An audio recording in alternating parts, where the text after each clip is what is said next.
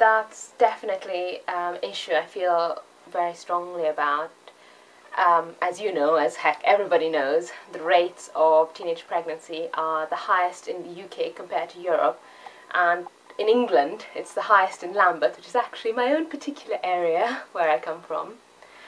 One of the main contributing factors to this situation is, I feel, the inability of people to discuss sex openly with their children. Now, my father lives in Holland and he's married to a Dutch lady, and they have a very open, liberal attitude to discussing sex with their children, who are like in their early teens at this point. And I remember feeling very shocked when my stepmother said to me once that I'd much rather your brothers, if they had a question about sex or they wanted condoms, if they would come to me rather than getting somebody pregnant.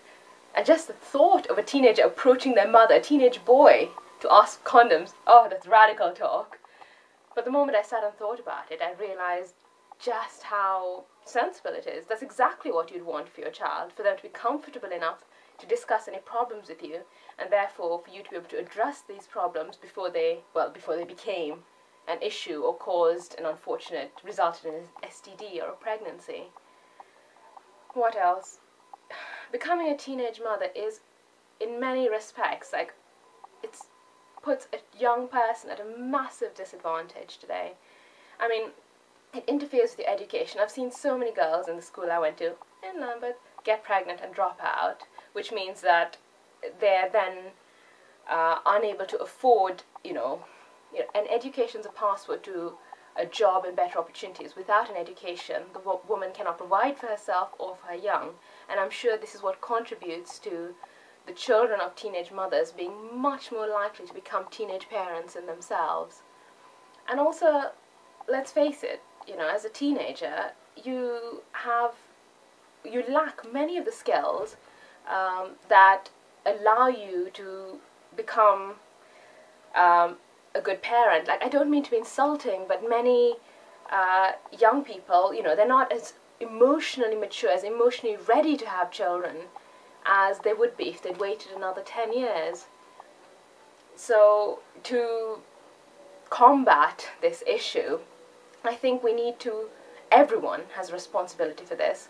We need to create a much more open atmosphere in which adults or older figures of responsibility, for example teachers, can freely discuss this issue with children and help to bring about a decrease in rates.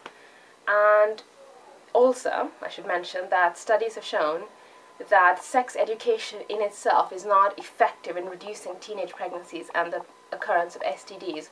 What is needed is sexual education linked with good access to condoms. And this may sound rather controversial, but I think that, for example, faith-based schools which refuse to teach children any form of sex education, let alone discuss like condoms or the availability thereof, that